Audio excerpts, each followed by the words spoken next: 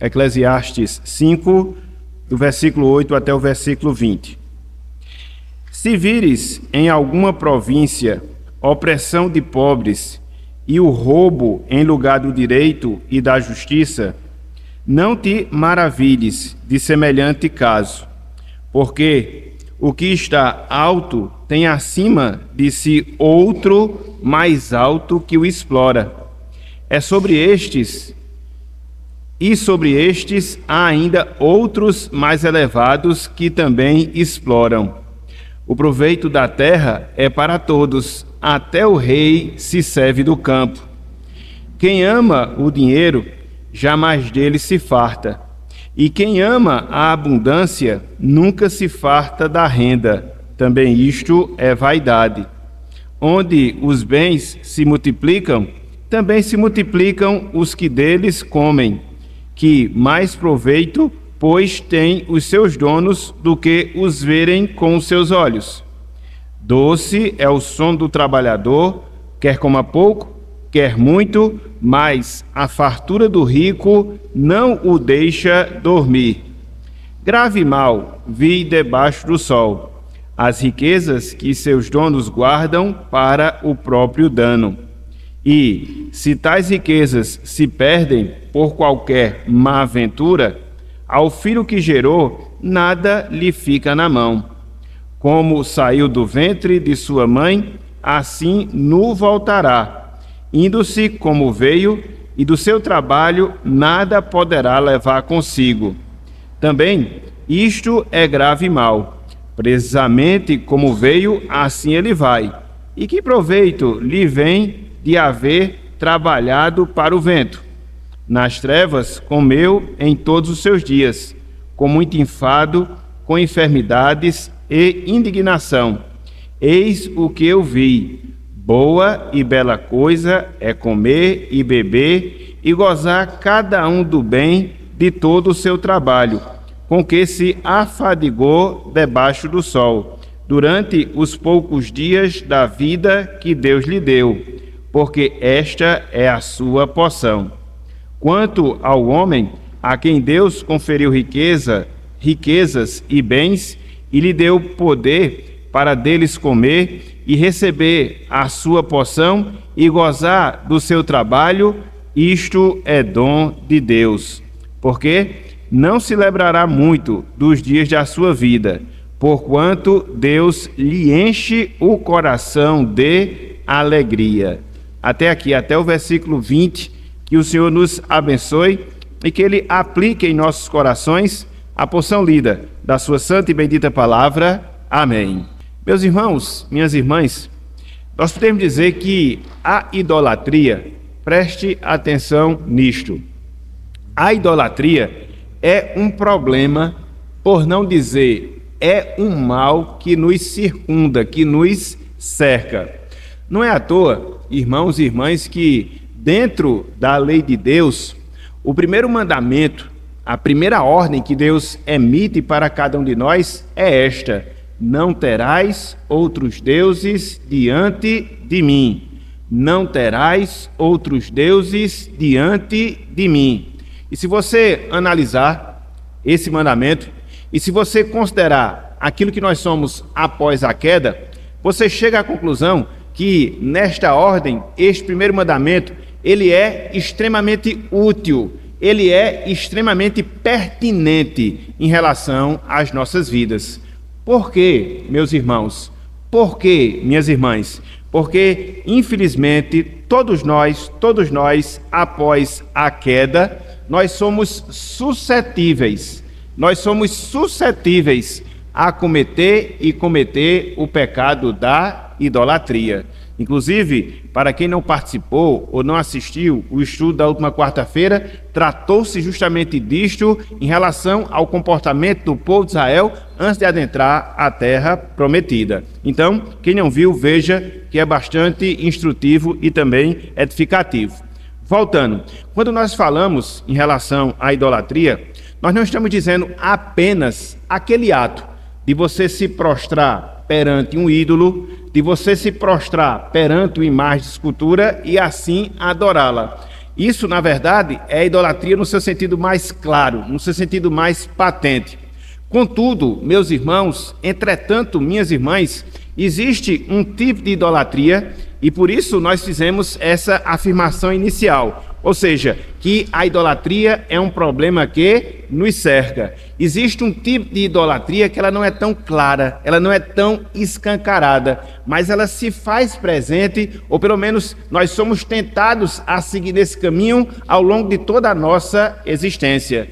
E que aspecto é esse da idolatria? É você colocar qualquer pessoa, é você colocar qualquer coisa no lugar que pertence a Deus, no lugar de primazia que pertence ao Senhor. Porque isto também, meus irmãos, isto também, minhas irmãs, é o pecado da idolatria. Muitas vezes a gente critica, de certa forma, biblicamente falando, a gente tem essa autoridade de criticar os romanistas que se prostram perante uma imagem de escultura, mas vez por outra, nós também estamos seguindo no pecado da idolatria. Não porque nós nos prostramos perante uma imagem de escultura, mas porque no nosso coração, na nossa mente, a gente acaba destronando o lugar de Deus que deve ocupar a primazia, que deve ocupar o primeiro lugar. E quando isso se dá, e quando isso ocorre, aí nós estamos seguindo inevitavelmente no pecado da idolatria. Então, quando você olha para esse trecho que nós acabamos de ler, Eclesiastes, capítulo 5, versículo 8 até o versículo 20, você vai chegar à conclusão, de maneira muito fácil, meu irmão, minha irmã, que é justamente disto, que é justamente deste assunto que Salomão ele está a tratar, ou seja, o tema, o assunto da idolatria. Aí talvez você fica a se pensar, talvez você fica a se perguntar, mas como assim? Se você olha, como nós olhamos aqui essa leitura, se você faz a leitura aqui nesse trecho, você vai perceber que Salomão, ele não está falando de imagem de escultura. Salomão, ele está falando de dinheiro, de riqueza, de bens materiais. Então, você pode pensar, não tem nada a ver uma coisa com a outra. Não, meus irmãos, não, minhas irmãs. O amor ao dinheiro, o amor às posses, o amor aos bens materiais tem tudo, mas absolutamente tudo a ver com a idolatria. E, infelizmente, muitas vezes é este o ídolo que nós temos em nosso viver, Mamon, o ídolo das riquezas. Então, se você analisar o capítulo 5 aqui de Eclesiastes, Salomão trata justamente de adoração. Só que ele faz dentro de duas realidades, dentro de duas perspectivas diferentes. Conforme nós estudamos na semana passada, entre os versículos 1 até o versículo número 7, ele está tratando da adoração a Deus. Algo firme, algo inabalável, algo certo, que Deus ele exige de cada um de nós. E aí, ato contínuo, a partir do versículo 8 até chegar no versículo 20, ele vai tratar de um outro tipo de adoração ao dinheiro, que é instável, que é pecaminosa, que é errada aos olhos de Deus, aos olhos do Senhor. Então, o capítulo 5, vamos assim dizer, trata de idolatria. Em primeiro lugar, versículos de 1 até o versículo 7, a idolatria, o capítulo 5 trata de adoração, de culto. Do versículo 1 até o versículo 7, da adoração, do culto que é correto, aquele que é voltado a Deus, e do versículo 8 até o versículo 20, do culto que é errado, ou seja, que é voltado para o dinheiro, para os bens materiais, para a riqueza. Então, nessa manhã de hoje, eu queria que nós considerássemos esse texto que nós temos diante de nós. Eclesiastes 5, versículo 8 até o versículo número 20. Eu queria que nós víssemos pelo menos duas coisas, que nós abordássemos pelo menos dois aspectos. Em primeiro lugar, no primeiro ponto, ganhando um tempo maior em relação à nossa lição, eu queria que nós víssemos alguns perigos proporcionados pela riqueza em nossas vidas. Quando você tem uma visão equivocada, quando você tem uma visão errada, quando você tem uma visão pecaminosa do dinheiro, da riqueza, dos bens materiais. Ou seja, quando você tem um entendimento debaixo do sol. Porém, a gente não vai ficar apenas nessa abordagem. Em segundo lugar, no sentido mais curto, a gente vai abordar a visão certa, a visão bíblica, a visão correta que eu, você, todos nós devemos ter em relação aos bens materiais. Então a gente vê justamente esse contraste. Em primeiro lugar, Salomão, ele aborda alguns perigos, pelo menos 3. Quando você tem uma visão equivocada do dinheiro, da riqueza, dos bens materiais, posteriormente, Salomão vai mostrar a visão correta, pelo menos em 2 aspectos que nós devemos ter em relação a esse mesmo assunto, em relação a esse mesmo tema. E não vai parar por aqui, porque na próxima semana, quando a gente adentrar o capítulo 6, a gente vai continuar falando de dinheiro, a gente vai continuar falando de bens materiais. E aí você vê que a Bíblia, ela dá muita importância a esse tema. Para quê? Para nos proporcionar uma visão certa, para nos proporcionar uma visão correta, para que assim eu, você, nós não sejamos pegos no pecado da idolatria concernente a quê? As riquezas, concernente aos bens materiais, sobretudo dentro de um contexto consumista no qual nós estamos e que somos tentados diariamente em relação às nossas vidas. Então, o tema da nossa aula na manhã de hoje é o seguinte: perigos e benefícios da riqueza. Perigos e benefícios da riqueza. Então, vamos, em primeiro lugar, trabalhar os perigos.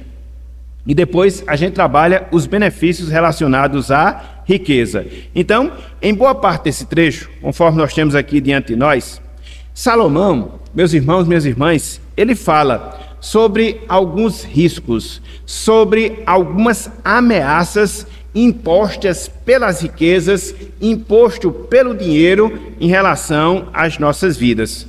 É preciso nós ressaltarmos, é preciso nós destacarmos que dinheiro, bens materiais, riquezas em si não são erradas, em si não são pecaminosas.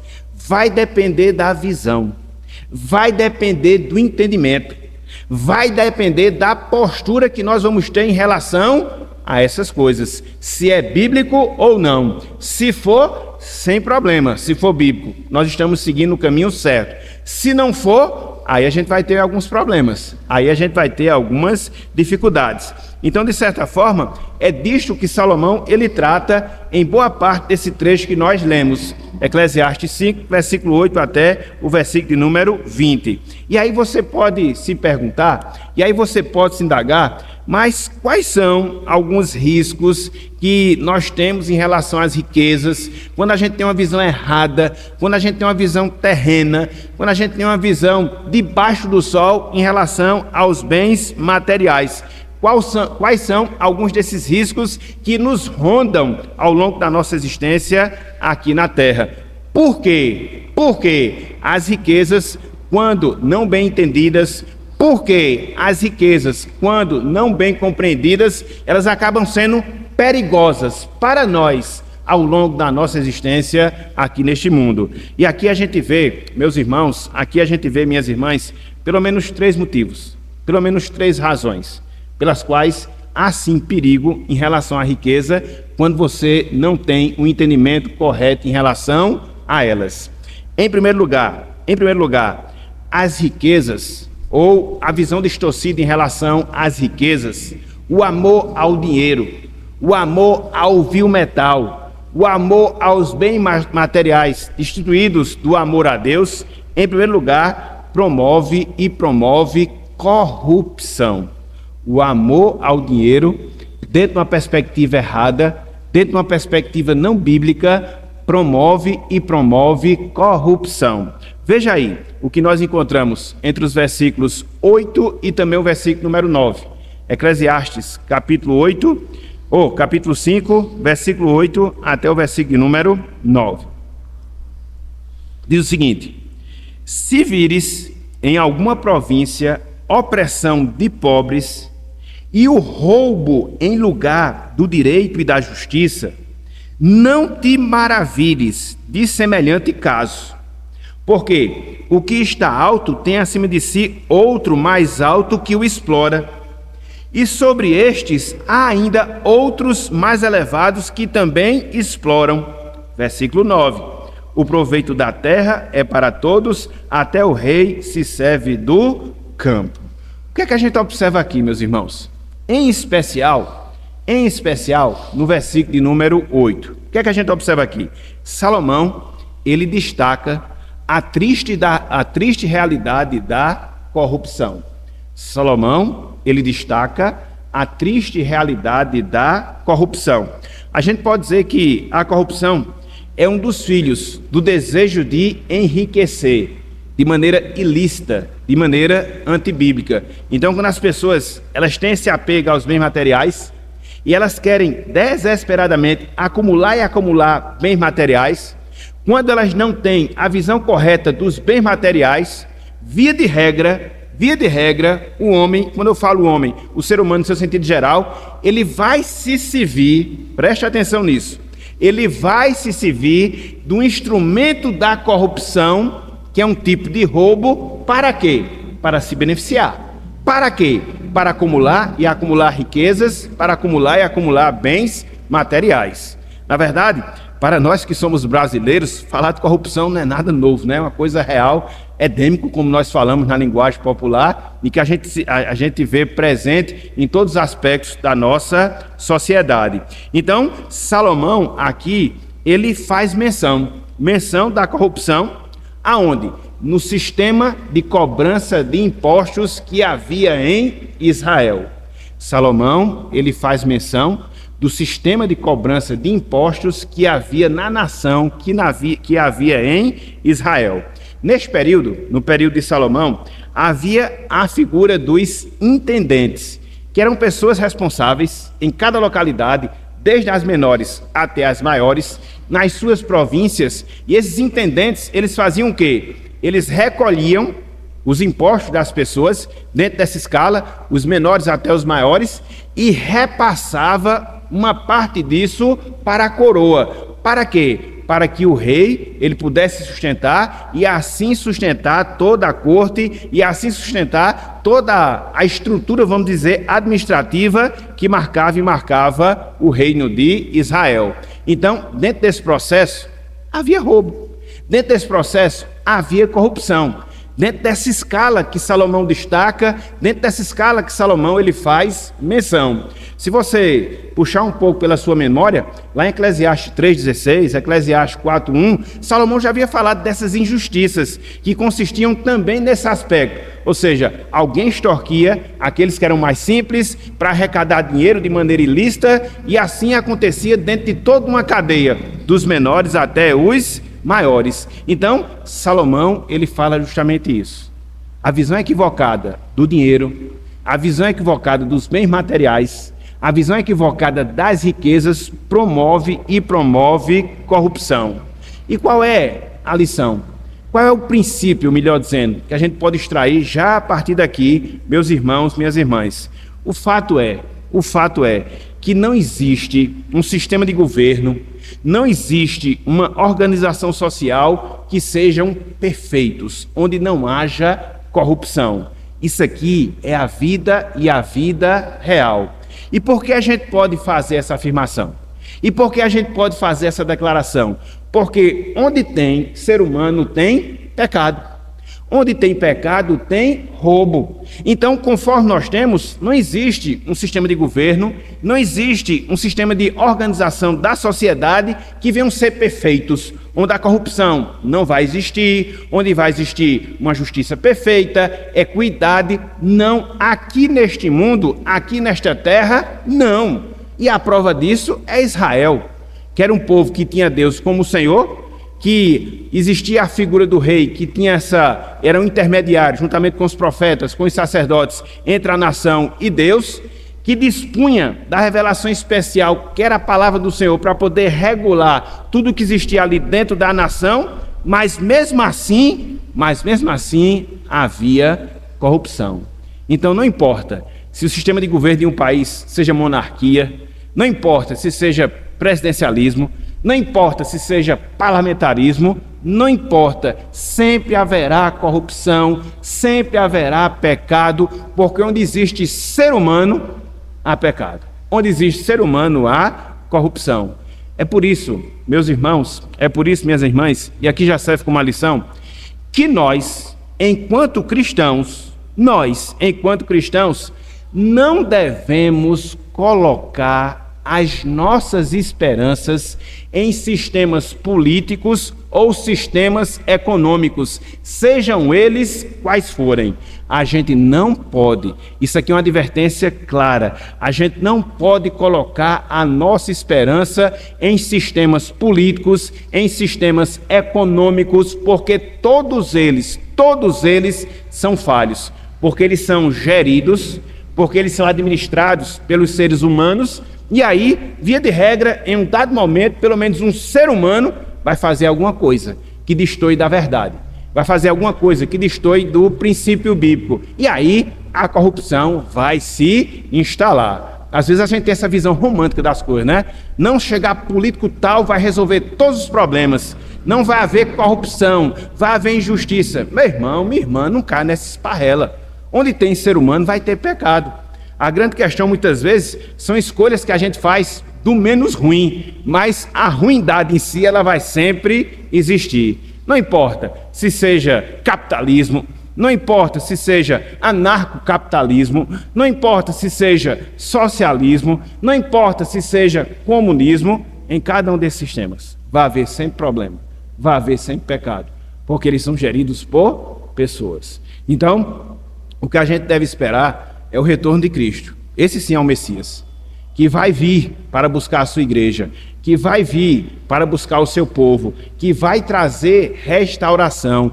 E quando ele instituir o seu reino, esse reino sim estará isento de todo e qualquer pecado, de toda e qualquer mancha. Mas enquanto isso não acontecer, enquanto for gerido por homens pecadores aqui neste mundo, se prepare.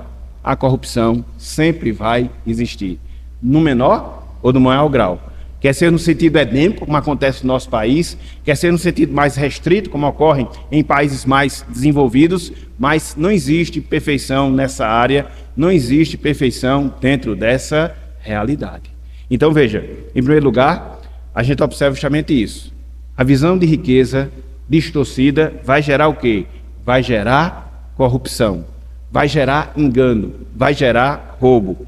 Em segundo lugar, nós temos um segundo perigo das riquezas, quando a gente não compreende as riquezas de maneira perfeita. E qual é esse segundo perigo? É que as riquezas, irmãos e irmãs, elas nunca elas irão nos satisfazer.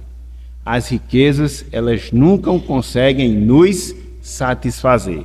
Veja aí, o que nós temos do versículo 10 até o versículo 11. Eclesiastes 5, versículo 10 até o versículo 11. Olha só. Quem ama o dinheiro, jamais dele se farta. E quem ama a abundância, nunca se farta da renda.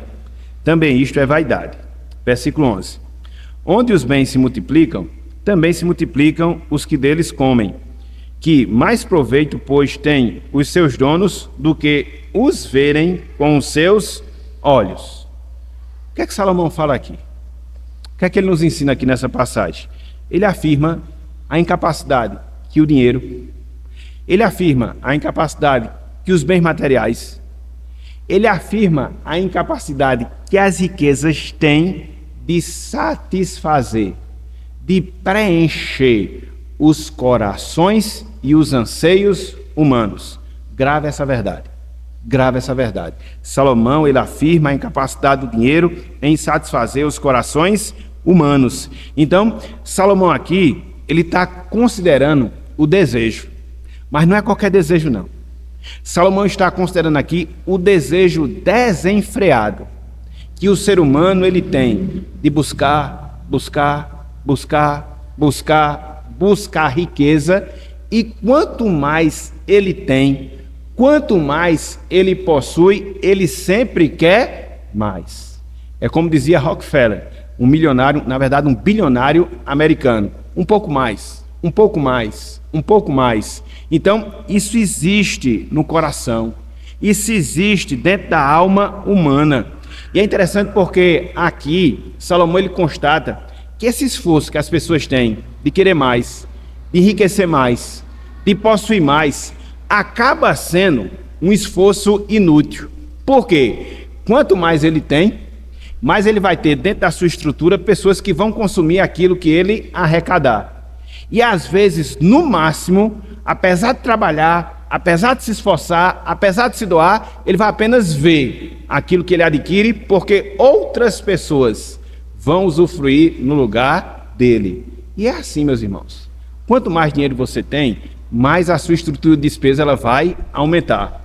Quanto mais dinheiro você tem, mais você vai ter, entre aspas, amigos que vão se juntar a vocês para poder usufruir um pouco daquilo que você tem. Serrar, como a gente falava na linguagem popular, isso há alguns anos atrás, faz muito tempo. Então, o que a gente percebe é justamente isso. Acaba sendo um ciclo sem fim. Você quer, você arrecada, você quer, você possui, a sua despesa, consequentemente, também ela aumenta, e as pessoas vão usufruir do seu trabalho e, no máximo, por isso que é inútil, no máximo, você vai ficar olhando.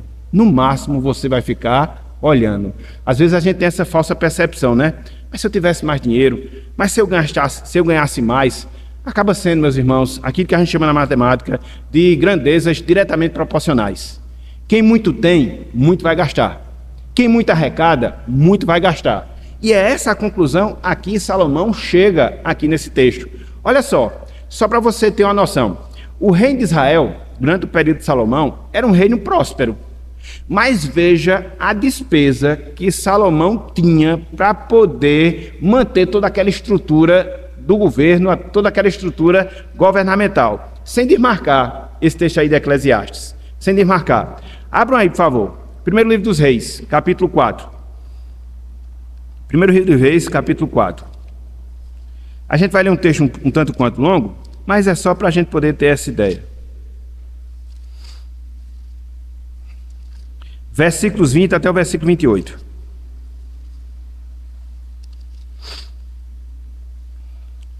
Olha só, o reino era um reino próspero, mas também a despesa era grande, para manter aquela estrutura.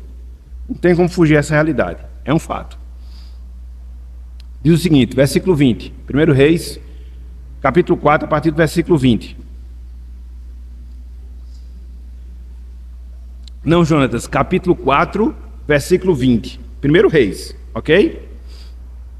Diz o seguinte: eram, pois, os de Judá e Israel muitos, numerosos como a areia que está ao pé do mar. Comiam, bebiam e se alegravam. Versículo 21.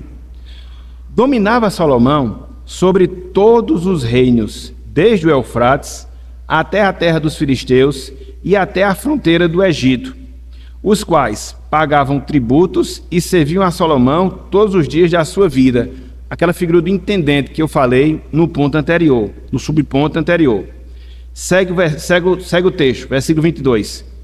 Era, pois, o provimento diário de Salomão, diário, todos os dias o consumo do palácio era esse. Olha só, era, pois, o provimento diário de Salomão, 30 coros de flor de farinha e 60 coros de farinha, 10 bois cevados, 20 bois de pastos e 100 carneiros, afora os veados, as gazelas, os coços, melhor dizendo, e as aves cevadas, porque dominava sobre toda a região e sobre todos os reinos aquém do Eufrates, desde Tifsa até Gaza, e tinha paz todo o povo, e tinha paz por todo o derredor.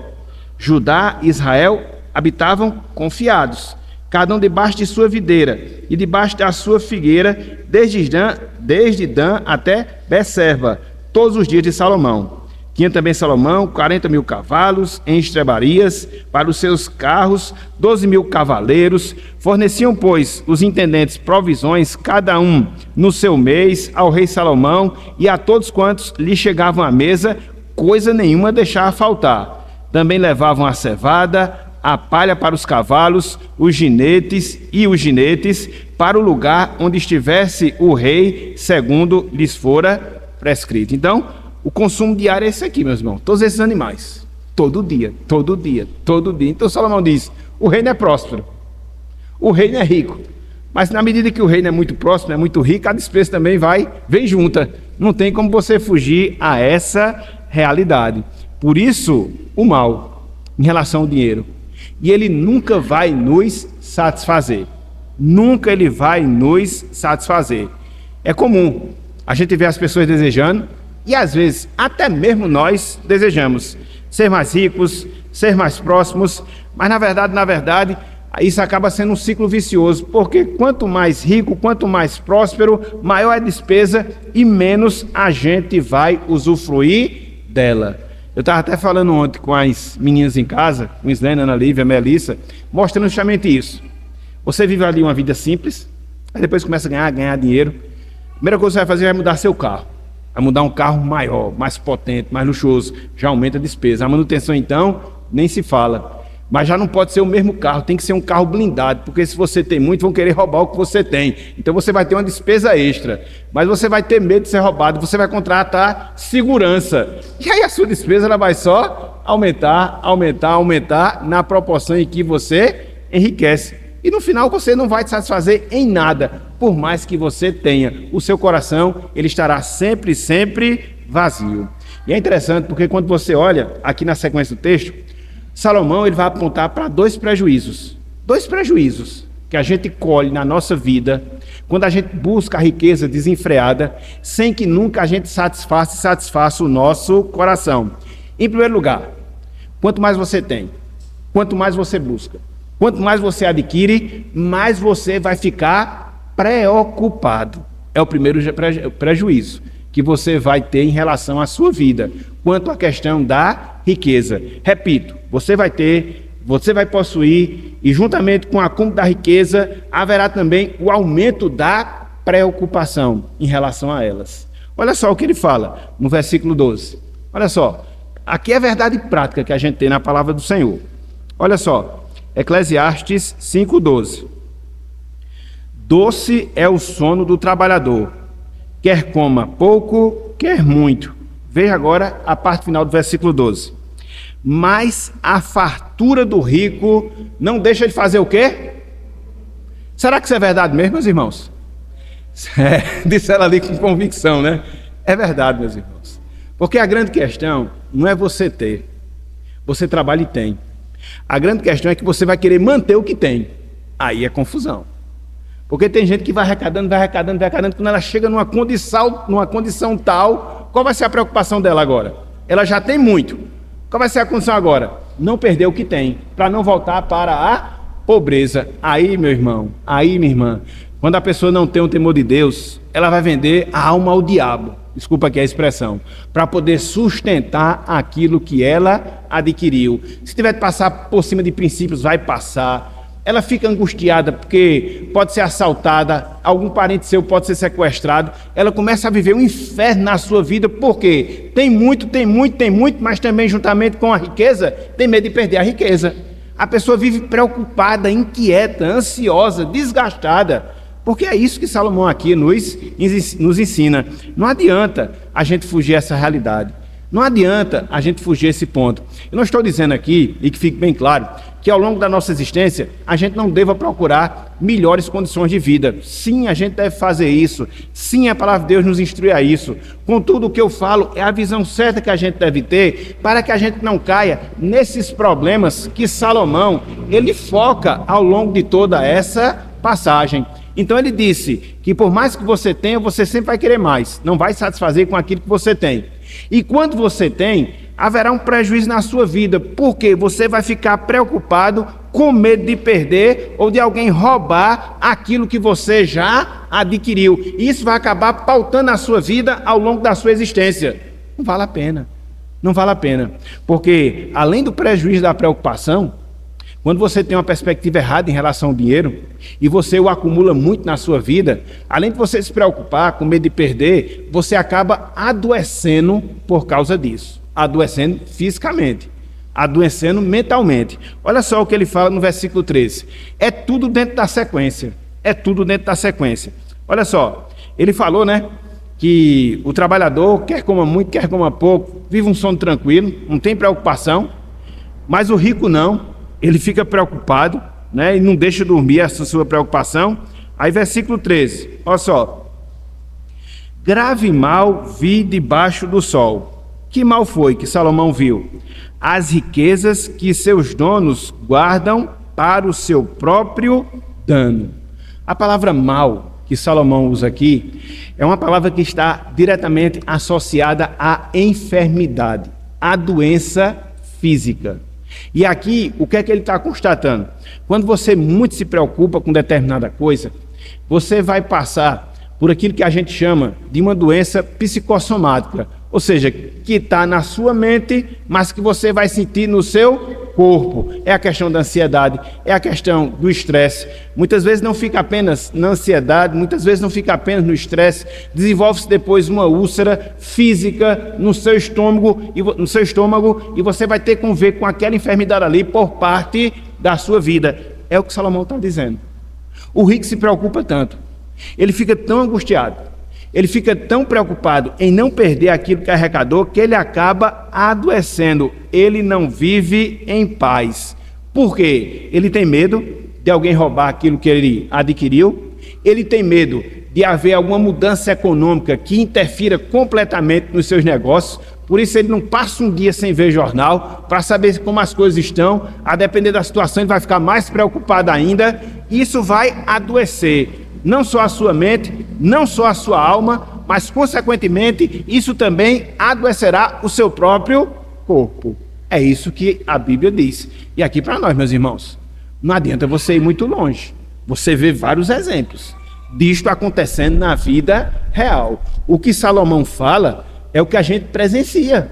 O que Salomão fala é que a gente testemunha ao longo da nossa existência. Veja se não é assim com uma pessoa que tem dinheiro.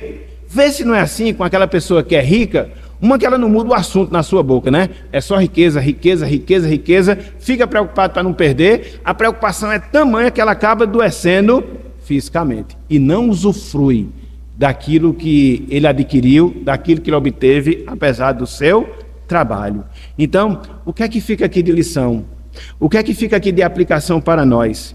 Meus irmãos, minhas irmãs, tenhamos cuidado. Tenhamos cuidado para nós não idolatrarmos as bênçãos que Deus nos concede.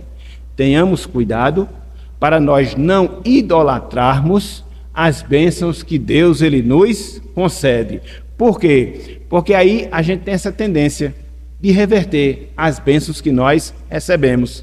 Ao invés de recebermos as bênçãos, nos voltarmos mais a Deus em gratidão, em adoração, para que assim ele venha a ser exaltado em nossas vidas, a gente acaba idolatrando aquilo que ele nos dá e a gente esquece do doador.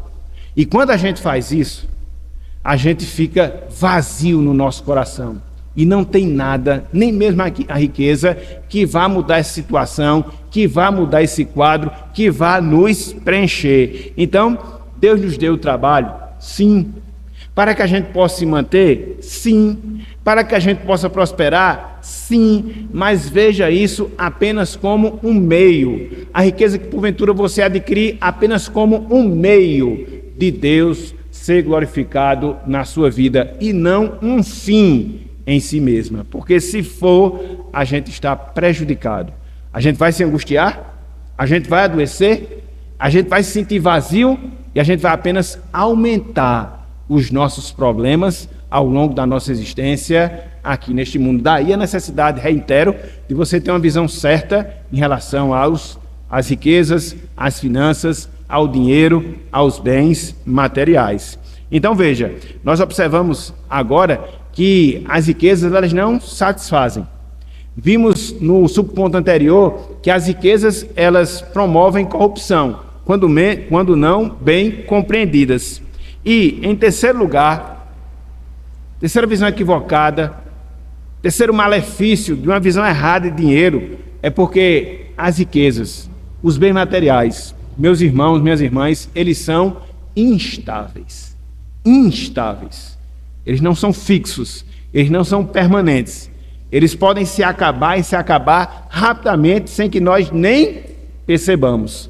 Salomão fala isso? Fala. Veja aí o versículo 14. Eclesiastes 5, versículo 14. Diz o seguinte: e veja, Se tais riquezas se perdem por qualquer má ventura, o filho que gerou, nada lhe fica na mão. Vou repetir. E se tais riquezas se perdem por qualquer má ventura, ao filho que gerou, nada lhe fica na mão. O que é que Salomão nos ensina aqui? A facilidade com que a gente pode perder as riquezas. A facilidade com que a gente pode perder os bens materiais. Essa expressão que ele usa aqui, má aventura, literalmente falando, significa negócio ruim. Literalmente falando, significa negócio ruim. Então, conforme Salomão coloca, isso podia acontecer de várias formas. Você ter um negócio mal feito, e aí ter um prejuízo com aquele negócio, e perder toda a sua riqueza. Você ter uma plantação perdida, o que era muito comum dentro de uma sociedade agrária, como era a sociedade de Israel, e você ter um prejuízo imenso. Você ter roubos do seu rebanho e também ter um prejuízo imenso em relação à sua vida. Então, qual é o ponto que Salomão quer focar aqui? Que as riquezas, meus irmãos, elas são facilmente perdidas. E de tão fácil que elas são de serem perdidas, às vezes, os nossos filhos, a próxima geração, acaba nem se beneficiando da riqueza que nós experimentamos ao longo da nossa geração. Por isso, nós dizemos que as riquezas, elas são instáveis. Você tem hoje, não sabe se vai ter amanhã. Você tem hoje, não sabe se vai ter o ano que vem. Você tem hoje, não sabe se você vai ter daqui a 10 anos. Quem é que garante isso? Quem é que garante isso? Às vezes eu gosto, só um parênteses aqui, de ficar andando ali nas ruas do centro da cidade, principalmente ali na Maciel Pinheiro, e tem aqueles prédios antigos, não os que ficam embaixo, os que ficam em cima. Você pode ver que a forma deles é daqueles prédios bem antigos. E aí eu fico me lembrando, da história de Campina. Não sei se vocês sabem, mas Campina Grande, ali por volta da década de 40, da década de 50, ela era a Liverpool do Nordeste. Sabe por quê? Por causa do algodão. Eu não vi nesse tempo, mas quem é mais antigo sabe com certeza. Dizem que aquelas ruas ali, por João Pessoa, ela ficava branquinha, cheia de algodão. Era uma cidade próspera. E aí o que é que aconteceu? Nos anos 80, veio o bicudo e acabou tudo. Mudou completamente. Os curtumes que a gente tinha aqui fecharam. Então, no espaço de 30, 40, 50 anos. Então, o que é que isso mostra? Riqueza, meus irmãos, ela é instável. Você pode ter por uma geração, mas não garante se você vai ter por 2 ou por 3. E às vezes você tem e nem os seus filhos, nem a próxima geração, como Salomão fala aqui, usufrui. Por quê? Você já perdeu. Por isso que a gente não pode ter um apego excessivo, a gente não pode ter um apego pecaminoso às riquezas, porque elas são instáveis. E é interessante porque se você analisar esse fato da instabilidade da riqueza, Salomão ele vai apontar pelo menos para 2 resultados, 2 efeitos disso na nossa vida. Ou seja, a riqueza vem e vai, e às vezes vai bem mais rápido do que veio, e quando isso acontece, 2 resultados são gerados na nossa vida. Em primeiro lugar, a tristeza. Veja aí o que diz o versículo 15 e a parte inicial do versículo 16. Olha só, quando o dinheiro se perde, quando ele se esvai, o que é que ele gera? Em primeiro lugar, tristeza. Olha só, como saiu do ventre de sua mãe, assim nu voltará, indo-se como veio. E do seu trabalho, veja, nada poderá levar consigo. Início do versículo 16. Também isto é grave e mal. Precisamente como veio, assim ele vai. Salomão aqui está descrevendo o abatimento daquela pessoa que durante um tempo teve tudo e agora se vê no presente sem nada. E ela fica olhando para trás, recordando, pensando, se lembrando dos tempos prósperos, dos tempos áureos, e elas vão partir para a eternidade com esse sentimento no seu coração de quê? De tristeza. Por quê? Riquezas, elas são instáveis, mas não só a tristeza. A questão da instabilidade da riqueza, ela gera também decepção. Olha só, o restante do versículo 16 e também o versículo número 17. Diz o seguinte, E que proveito lhe vem de haver trabalhado para o vento? Versículo 17. Nas trevas comeu em todos os seus dias, com muito enfado, com enfermidade e indignação. Aqui Salomão, ele mostra o sentimento de decepção, que faz parte daquelas pessoas que um dia tiveram tudo, mas que no outro dia se encontraram com nada ou sem nada. Apesar do enfado, apesar das enfermidades, apesar da indignação que elas tiveram que experimentar para poder arrecadar tudo aquilo que ela arrecadou e acumular riqueza, mas de uma hora para outra, a riqueza ela foi-se embora. Evaporou. Foi tempo. Foi-se embora. Então fica só o quê? Fica só o sentimento de tristeza e também fica só o sentimento de decepção. Então, o que é que a gente extrai aqui, meus irmãos, de lição para as nossas vidas? Os bens materiais, eles não são seguros. Os bens materiais, eles não são seguros. Eles podem ser perdidos instantaneamente. Basta uma mudança no mercado internacional, basta uma mudança na queda das bolsas de valores, basta uma mudança radical na forma dos governos gerirem as suas administrações e tudo se acaba. Quem não se lembra da crise de 2008, que começou lá na Ásia e veio refletir aqui no Brasil, onde as pessoas tinham milhões em reserva num dia e no outro dia não tinham nada. Ações que valiam 1.000 e no outro dia começaram a valer apenas 1. Perderam completamente. E por que não lembrar também a questão da pandemia, que a gente vivenciou 2020, 2021, que também deu uma quebradeira geral na economia mundial e na economia nacional. Então, o que é que isso nos ensina? Bens materiais não são seguros. Você pode ter hoje, mas você pode não tê-los amanhã. Alguma coisa pode acontecer, quer seja em você, quer seja fora de você, que mude, que altere completamente o cenário e você passe a não ter nada, não obstante o muito que você teve no passado. Então, o que é que fica de aplicação aqui? Meu irmão, minha irmã, não coloque a sua confiança naquilo que é instável. Não coloque sua confiança no seu dinheiro. Não coloque sua confiança no seu patrimônio. Não coloque sua confiança nos bens materiais, porque eles podem ser perdidos rapidamente. Basta dar uma enfermidade na sua vida, que às vezes você é obrigado a vender tudo para poder tratar da sua saúde. E aí tudo vai embora. Tudo se acaba. Por isso que aquelas palavras que Jesus Cristo disse lá no Sermão do Monte, capítulo 6, versículo 33, elas permanecem sempre válidas para as nossas vidas.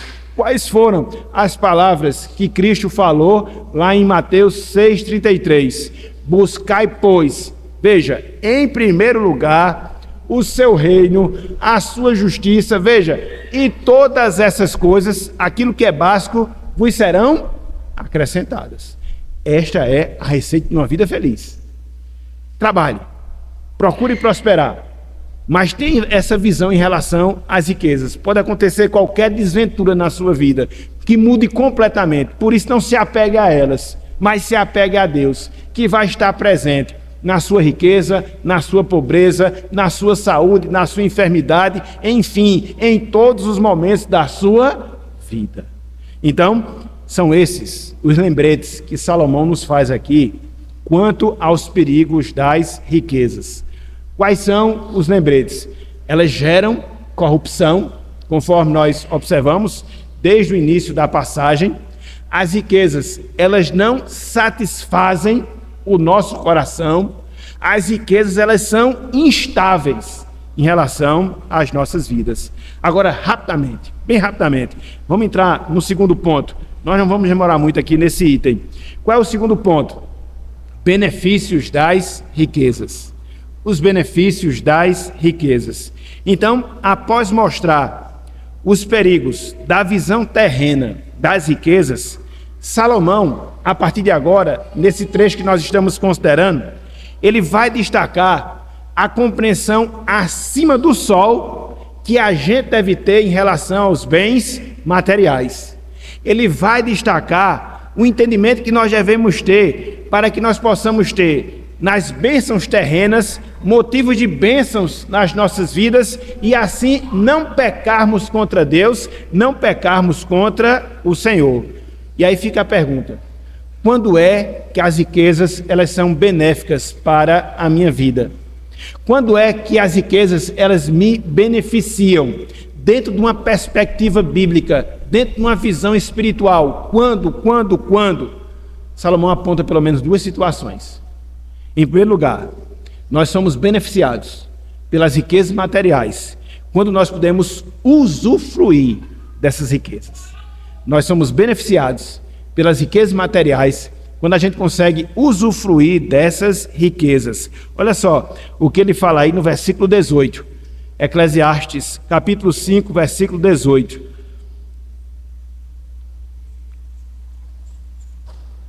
Diz o seguinte: eis o que eu vi.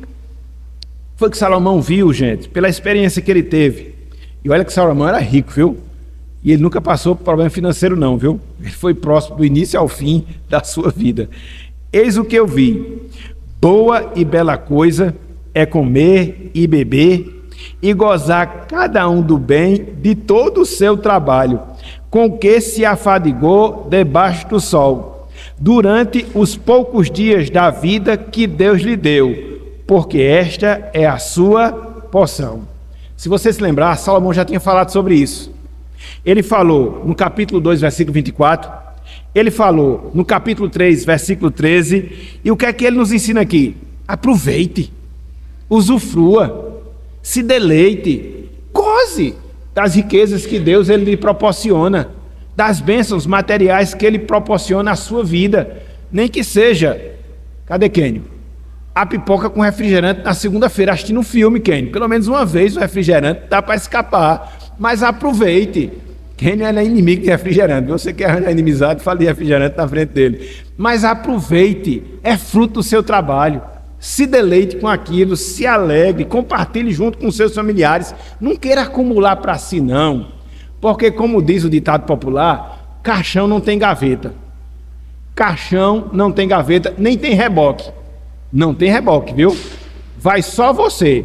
E se botar uma roupa em você, porque se não botar, você vai sem roupa também. Então, a gente não leva nada desse mundo. Nada.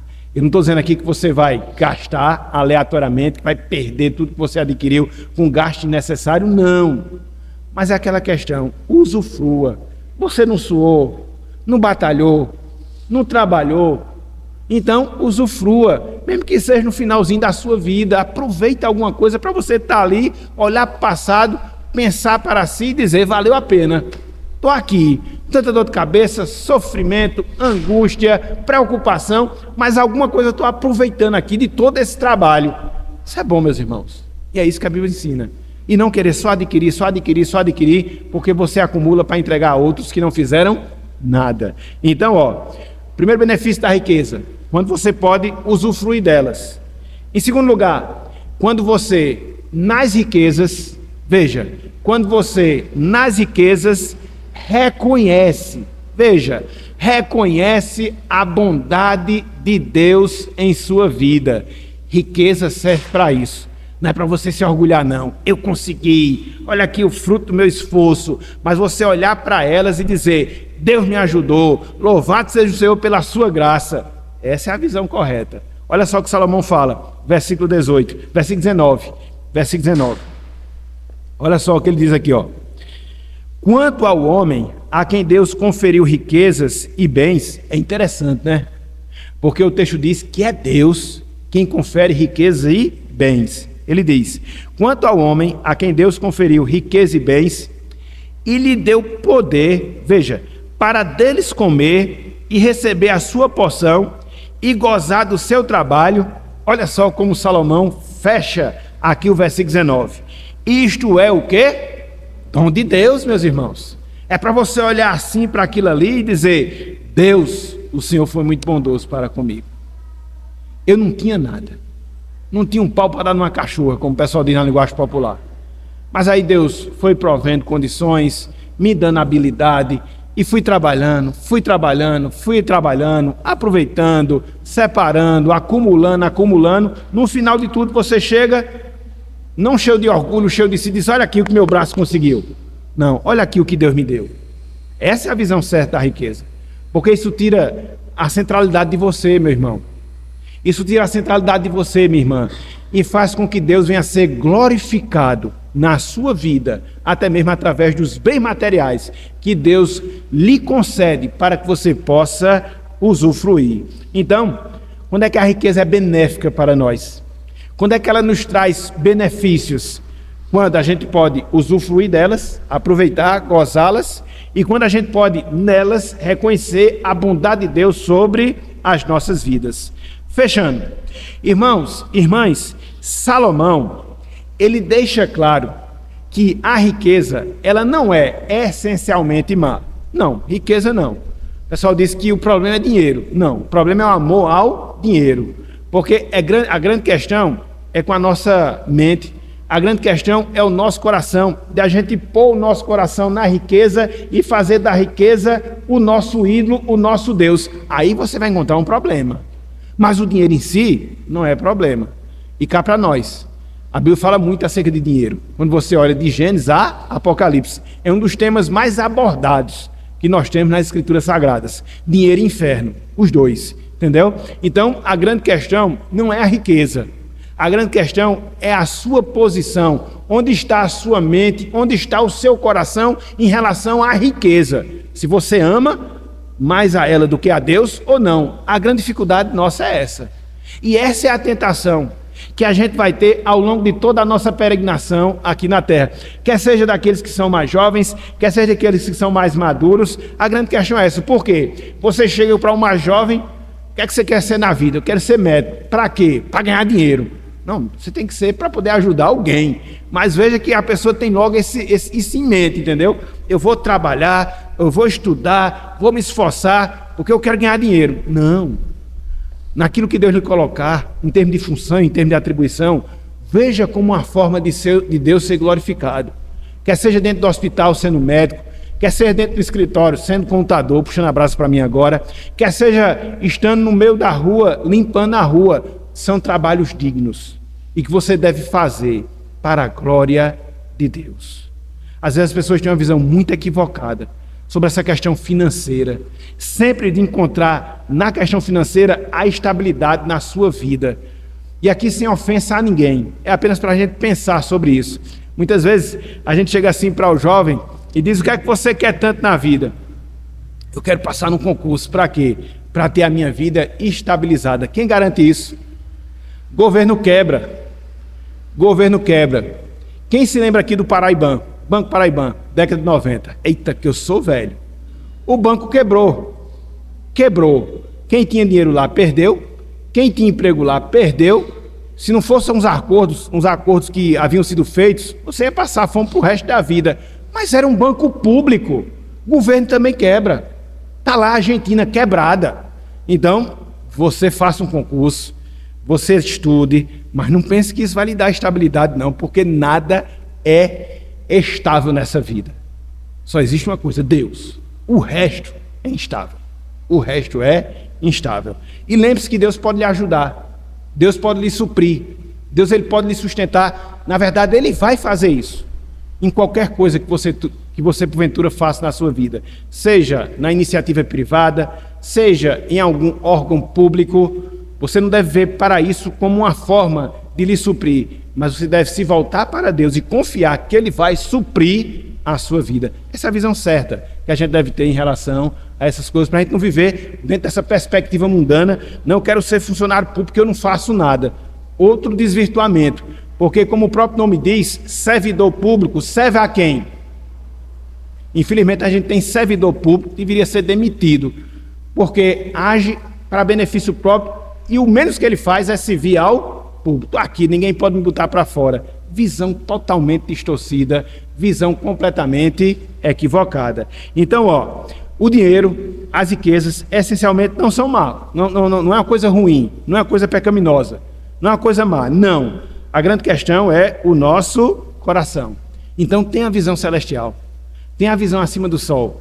como Salomão coloca aqui, usufruindo, reconhecendo a bondade de Deus, porque se esse for o seu sentimento, você vai fazer coro com o que o Salomão vai falar aqui no versículo 20. Olha só o que ele fala no versículo 20. Olha só. Isso para quem tem a visão certa do dinheiro. Isso para quem tem a visão benéfica das riquezas. Olha só como é que ele fecha esse trecho aqui, ó. Versículo 20. Ele diz o seguinte, ó. Porque não se lembrará muito dos dias da sua vida, porquanto Deus lhe enche o coração de...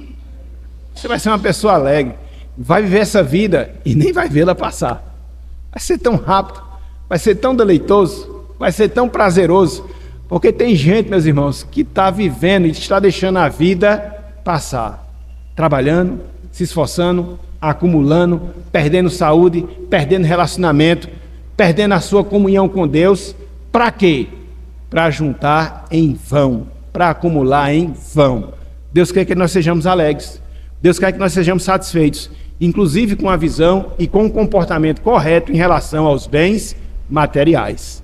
Então, que Ele nos abençoe, que Ele aplique a sua palavra em nossos corações e que Ele nos dê o discernimento claro para que não só tenhamos uma visão correta, mas também que possamos ter um comportamento adequado em relação ao dinheiro, à riqueza, aos bens materiais, fazendo tudo para a glória do nosso Deus.